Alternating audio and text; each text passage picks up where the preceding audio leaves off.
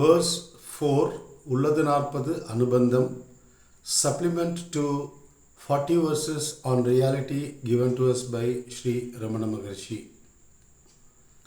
தாபம் தன் சந்திரனால் தைன்யம் நற்கற்பகத்தால் பாவம்தான் கங்கையார் பாருமே தாபம் முதல் இம்மூன்றும் ஏகும் இணையில்லா சாதுக்கள் தம்மா தரிசனத்தால் தான். This verse again is about the importance of this of seeking the company and being in the presence of a realized being.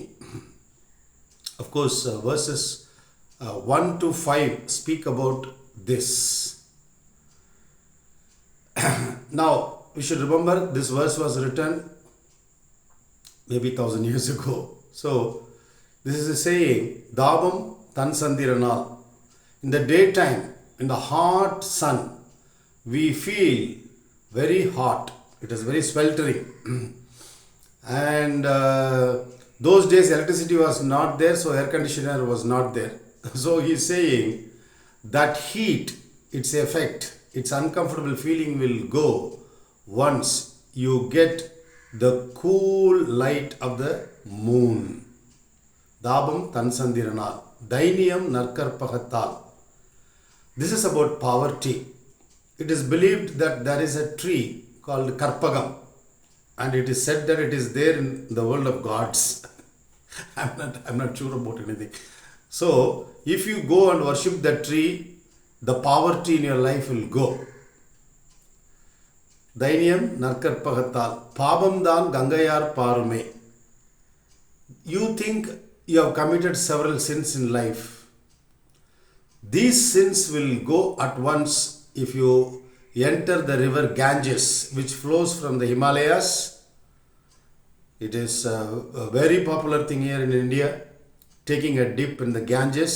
It is believed that all your sins will get washed away. So, the heat will go because of the cool light of the moon. Poverty will go because of your worship of Karpagam tree. And your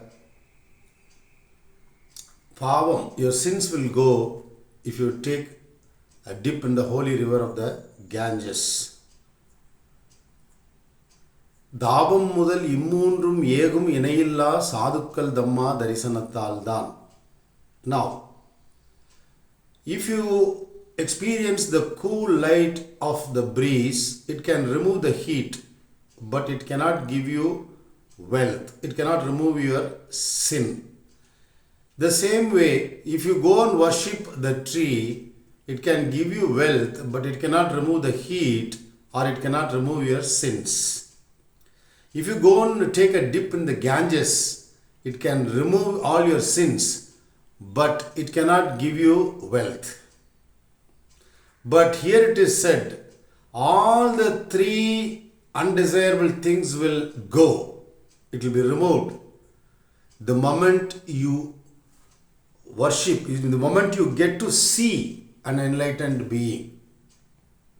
Yes, this is no exaggeration. This has happened for thousands of years. People have always gathered around enlightened beings. Enlightened beings represent the ultimate reality, Brahman. There is no individuality left, not even an iota of individuality left. They are Brahman. They are the vast existence, the vast consciousness, the vast bliss. And it is the substratum on which this movie of the universe is taking place. It's because of its power, the power of Maya, that the universe is appearing and functioning, and in that appearance we are as an individual a tiny dot. We have a misrepresentation in ourselves, whereas we are the Brahman, Atman. We have been living lifetimes thinking that I am the body. This is the identification process. Identification with the body through the mechanism of Chit Jada Granthi, as I said earlier, through the mechanism of a knot, K-N-O-T, knot between the sentient and the insentient, between the self and the body. A knot is created. Because of the knot, we experience that stable sense that I am the body, and below which we are unable to go, because first of all, you can solve a problem only if you know that you have a problem. The same way, unless you know through the teachings of the Guru that we are identified with the body, how can we clear the identification? How can we go beyond the identification? It is impossible. So, human life, human consciousness or awareness or knowledge can be said, to form a hierarchy. People who are absolutely identified with the body, who cannot think beyond their body and their mind. There are people who cross the ladder, come up to some 50%, 50th rung, they start remaining a little open-minded, and people who move above, they come to 80. One who has taken many lifetimes, who has seen the ups and downs of life, who has seen the joys and sorrows of life, they start moving slowly towards liberation. This is a set system. There is no wonder in this. The newborn souls, so-called newborn souls, they'll be deeply interested in their material life and bodily identification. As you mature up over a period of time, Sri Bhagavan says, Yennil Piravi Eduthu, having taken n number of births. Why? Because you forgot your true nature. So slowly we move up the hierarchy of consciousness. Finally, as we move, say, to 80th rung, we start seeking the company of the sages. We start looking at the teachings of the gurus and jnanis, enlightened beings. We start respecting the Upanishads. We start respecting the rishis who have given us the Upanishads. And then slowly, through the process of constant hearing of the truth, constant reflection on the truth, constant abidance in stillness, we slowly get rid of this identification with the body, and then when the ego dissolves, we experience ourselves as one reality, which is unborn, undying, which is formless, which pervades the whole existence and yet remains untouched. And we realize that one thing we are. The game gets over, no more birth, no more death. The cycle comes to an end, and the Vedega Mukta, the Jivan Mukta, one who was liberated even while in the body, now becomes a Mukta, a liberated being without the body. And Sri Bhagavan says, without the experience of the self, even without any thoughts, the Vedega Mukta remains immersed in bliss. Bliss is the ultimate reference to bliss is the reference to the ultimate reality. It is bliss that our original nature is. When we say existence, Brahman is pure existence.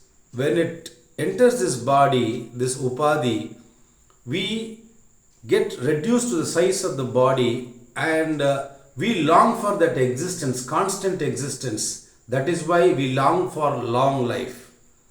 And consciousness or awareness or knowledge, pure knowledge is the character of Brahman.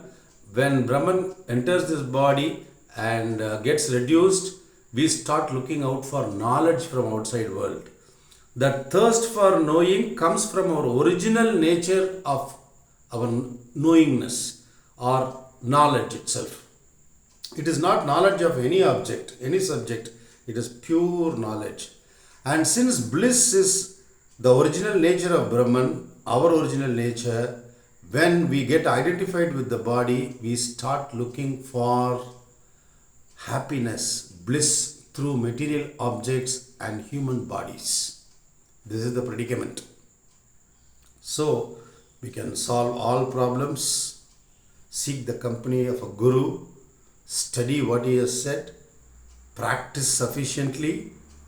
Sri Bhagavan has said, if you dig a borewell, you will get water. The same way, if you do self-inquiry, you will get realization. The problem is, we dig, supposing we were to dig 100 feet, we stop at 99.9 and complain that the Guru's teachings are not working. That is the truth. So perseverance, persistence, and single-mindedness, and respect for Guru's teachings, and your own intellectual curiosity to know who you are fundamentally. Till we complete the journey, there is no use talking about anything else. Of course, if you are deeply involved in worldly life, you need to fulfill your commitments. You can do that. Then you can spare some time every day to do spiritual practices. That is what Sri Krishna says in the Bhagavad Gita. A little, every day a little. Slow progress, he recommends. Because the worst thing that can happen if you don't get liberated in this lifetime is that we are going to be born again. That's all. Somewhere. Maybe in the same geographical region with the same set of people. And even Western psychiatry speaks about it. That people are born again and again in the same social circle. Maybe the relationships are, changed by Ishvara. Your brother becomes your spouse, or your spouse becomes your mother, and so on. So life goes on this way. This is the outlook that is set, that has been confirmed by jnanis. The process of life happening on earth is simply one of birth, rebirth, birth, rebirth, until you liberate yourself with your own effort. So, you can do all practices, plus if you get that opportunity to have the darshan, to have a look at the Guru, it will help you. As I said, the Guru, his very presence will liberate us. It will make our ego subdue, and we will become slowly liberated. He sows the seed of liberation in us. So he says in this verse, the heat of the day is gone by the cool moonlight. Poverty is gone by the worship of the Karpagam tree that is available in the God world. And this is something very practical. If you go to the Ganges in the Himalayas, take a dip, all your sins are washed away. But why do you need to do all these things? When the Guru is there, jnani is there, realized being is there, just seek his company, be by his side. All the three will be taken care of. That is the message of this verse. The previous verse and this verse, they have been translated from some Sanskrit sloka verse. The source is not mentioned.